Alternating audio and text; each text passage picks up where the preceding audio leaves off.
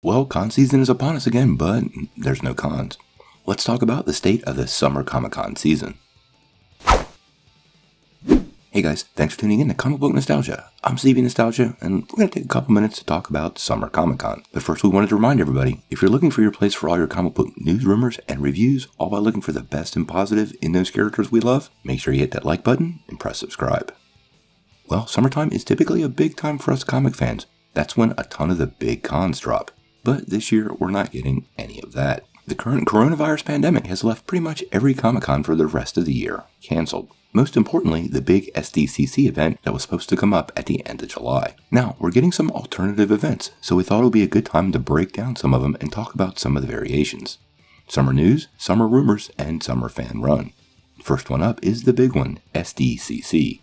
Now, first the good news. This year's SDCC has no lines and is free, and you can bring your own snacks. The bad news is, none of it's happening there. It's all virtual. Now, right now, it's really unclear what this means. Are we going to get a virtual Hall H? Are we getting virtual vendors? What about merchandise that's only available at Comic-Con? None of these questions have been answered yet, but we do know it will take place when SDCC was originally scheduled July 22nd through the 26th.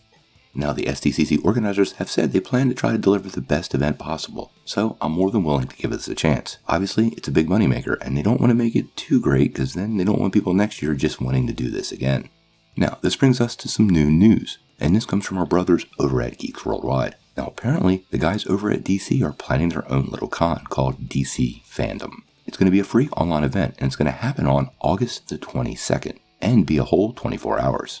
Now, the team says it'll be a global event that promises new announcements from WB Games, if it's still there, film, TV, and comics. So we all should probably look forward to some news about our various franchises.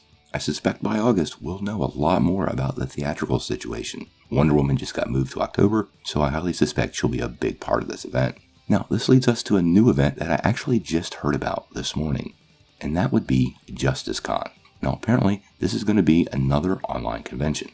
Now, this event is kind of unique. It's organized by a couple of fellow YouTubers, The Nerd Queen and Comic Book Debate. Now, I have no official details about this event because nothing's official yet, but there is some really interesting news. Zack Snyder himself will apparently be a guest on one of the virtual events, so this alone should drive a lot of fans to check it out. Additionally, Darkseid actor Ray Porter and the one and only Jay Olivia, who has directed a bunch of the great DC animated films out there like The Dark Knight Returns, Part 1 and 2, and Under the Red Hood, will also reportedly be guests. This is something we'll track pretty closely, and as soon as we get more details about Justice Con, we'll bring it your way.